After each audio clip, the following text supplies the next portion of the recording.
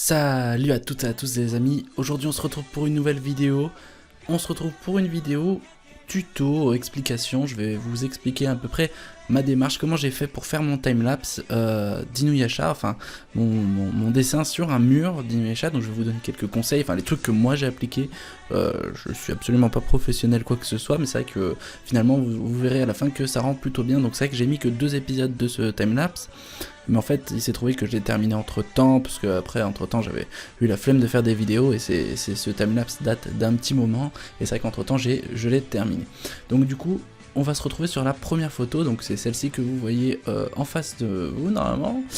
Donc, bon, là, c'était le format papier. En fait, j'ai été un peu fou dans ma tête, je sais pas ce qui s'est passé. Donc d'abord, en fait, j'ai fait qu'une seule fois sous format papier, donc comme vous pouvez voir, c'est horrible. C'est horrible parce que on voit l'œil parti en couille, tout ça, et c'est vrai que je me suis dit bon, on va le tenter quand même, on verra bien.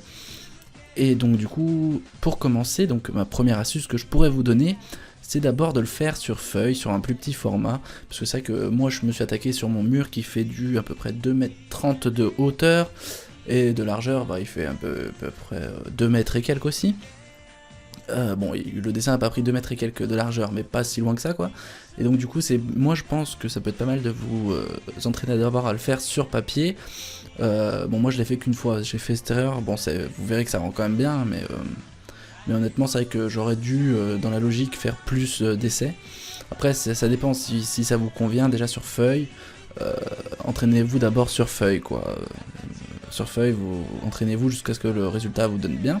Une fois que c'est fait, vous prenez les mesures de la feuille et du mur, et vous allez donc retranscrire. Bon, moi ce que j'ai fait, j'ai d'abord placé les yeux, tout ce qui est par exemple le coin ici, le coin ici, le coin ici, le coin ici, des yeux, le nez, la bouche et tout.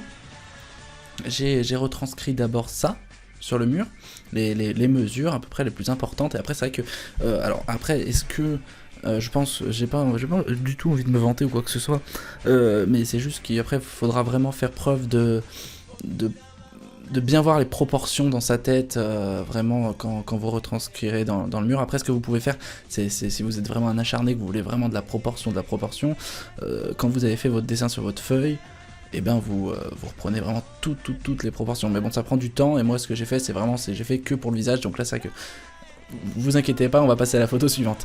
Donc ouais, donc voilà, j'ai retranscrit. Ensuite, j'ai fait l'ensemble au crayon papier. Bon, je sais pas, j'avais quand même envie de colorier les zones sombres pour m'indiquer où je ferai les zones sombres quand je ferai de la peinture. Donc là, comme vous pouvez voir, effectivement, je l'ai fait au crayon papier, tout, on voit le visage et tout. Bon, pour le moment, c'est vrai que c'est pas très net. Donc là, du coup, j'avais pris une deuxième photo. J'ai souvent fait ça d'ailleurs. On va essayer de le pivoter. Hop. Est-ce que ça va bien marcher? Donc ouais, j'ai souvent fait ça au niveau des photos. J'ai souvent pris 2 fois les photos sous un angle un peu différent et tout. C'est vrai que je trouve c'est dommage, j'ai pas pris assez de photos au cours. C'est vrai que je prenais quand même quelques photos de temps en temps, mais c'est vrai que vous verrez un passage, j'ai trop sauté d'étapes en photo, mais à vrai dire j'avais pas du tout prévu cette vidéo, hein. Ce truc là je l'ai fait il y a un peu moins d'un an je pense. Du coup après entre temps j'en ai commencé un autre que vous pouvez voir d'ailleurs sur ma chaîne. D'ailleurs je suis en réflexion dessus, mais bon on en parlera lors du prochain timelapse. Donc du coup, ensuite après avoir terminé tout ce qui est crayon papier, comme vous pouvez le voir, bon c'est vrai qu'on voit pas le bas, hein, normalement ça continue en bas, j'avais pas assez reculé à ce moment-là. J'ai commencé du coup à faire la peinture, les lignes noires à l'impeinture. Donc à ce moment-là j'avais pas encore le feutre Posca, donc du coup ça faisait pas forcément très propre, les traits c'était pas top. Bon là c'est aussi dû à la photo, mais ça y joue aussi. Donc ouais, donc une fois que vous avez fait ça, alors moi c'est vrai que j'ai fait au tout début, j'ai fait toutes les lignes noires, comme vous pouvez voir, j'ai fait toutes les lignes noires. Alors c'est une bonne chose, oui et non, tout simplement parce que quand vous allez remplir avec la couleur, et le problème c'est que si vous dépassez un peu trop sur la ligne noire, alors que vous avez déjà fait votre peinture, c'est emmerdant, tu vois. Donc du coup, ce que je peux vous conseiller, c'est de pas faire comme je l'ai fait là, parce que à ce moment-là, c'était mon tout premier, je savais pas vraiment encore trop comment procéder. Franchement, je suis allé en mode YOLO, j'ai regardé aucune vidéo, aucun machin, j'ai foncé. Mais ce que je peux vous conseiller vraiment, c'est de d'abord peut-être faire donc toutes les lignes correctement, bien appuyer quand même un peu au crayon papier sur le mur.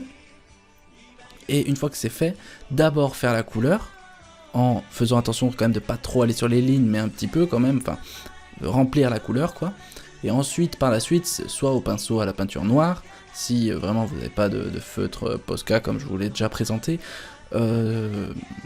Sinon, allez vous en acheter un, franchement ça coûte à peine, je crois que j'ai payé 5 €, un truc comme ça vaut vraiment le coup. Donc soit vous faites avec le feu de Posca, enfin Posca ou toute autre marque, hein, peu importe. Donc là, j'ai pris avec un autre effet. Donc là j'ai commencé, alors, j'ai eu envie de commencer par l'épée, donc j'ai commencé à faire l'ombre de l'épée. Alors c'est vrai que quand on voit comme ça, comme je disais dans une de mes vidéos précédentes, oui on notera l'apparition d'un doudou ici, d'un cul de doudou, ou je sais même pas vraiment ce que c'est, en tout cas un cul quoi. En tout cas peu importe. Donc je disais, oui je disais, quand on voit cette image là, que ce soit là ou bien même celle-là, c'est vrai qu'on a du mal à se dire bah, qu'est-ce que ça va donner, parce que la peau est blanche, tout est blanc encore, et du coup c'est vrai qu'en plus les traits étaient pas forcément très propres. Je me suis dit mais putain, mais j'ai foiré mon truc, comment je vais faire? Et c'est vrai que vous allez voir que par la suite, donc là voilà, je reprends une photo. Alors là c'est quand j'ai fait les cheveux, putain décidément elles sont toutes penchées. Ce serait pas mal que ça se tourne correctement, voilà parfait. Effectivement là je venais de faire les cheveux, enfin l'ombre, l'espèce sombre des cheveux, et c'est vrai que du coup on se rend pas forcément compte de ce que ça va donner, mais faut vraiment pas perdre espoir à ce niveau là. J'avais quand même un minimum, parce que c'est vrai que finalement quand je voyais au crayon papier, je voyais que c'était quand même pas si mal que ça. Donc du coup je pense que vraiment si je peux vous donner un conseil aussi, c'est de pas perdre espoir et de pas abandonner, ça c'est con quand même sinon. Et voilà, après c'est vrai qu'en termes de conseils autres, est-ce que je vais juste vous montrer par la suite comment j'ai fait, mais c'est vrai qu'il n'y a pas vraiment d'autres conseils, hein, c'est vraiment dans l'ordre comme ça je pense qu'il faudrait faire. Mais voilà, après si vous avez des questions, n'hésitez pas bien sûr à les dire dans les commentaires, j'y répondrai, et voilà. Alors ensuite, qu'est-ce qu'on a? Bah là j'avais commencé, d'ailleurs je l'ai fait en timelapse cette partie-là, la partie de la manche. Donc là après, c'est vrai qu'au début j'essaie d'imaginer, franchement j'essaie d'imaginer. Et là, bam, donc effectivement j'ai manqué de photos, ça c'est vraiment dommage.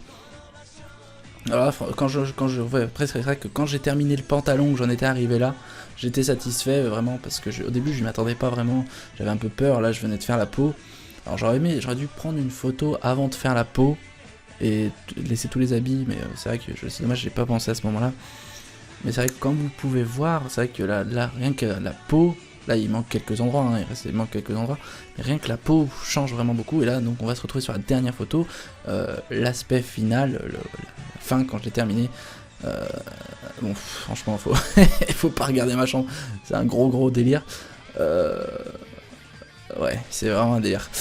Et donc du coup comme je disais, là j'avais fini la peau, j'avais rajouté la langue, l'épée, les couleurs de l'épée. Alors il manquait juste ça, il manquait juste cette partie là.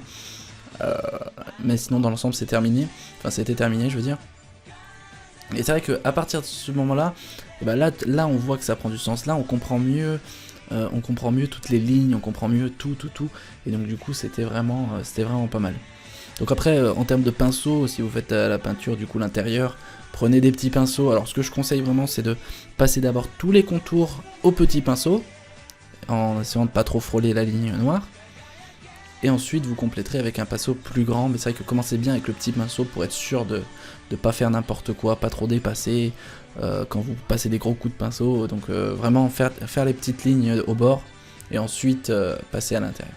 En tout cas les gars, si cette vidéo vous aura plu, n'hésitez pas, enfin les gars, les filles, tout ce que vous voulez hein, bien entendu, n'hésitez pas à laisser un like, ça me ferait hyper plaisir. Si vous avez des questions, n'hésitez pas à les poser dans les commentaires, et pourquoi pas vous abonner. Je vais continuer à faire mes timelapses, bon c'est vrai que des fois j'avance un peu de mon côté, mais je continuerai à faire des timelapses, et à chaque fin de truc je ferai un récapitulatif sur la peinture que j'ai fait.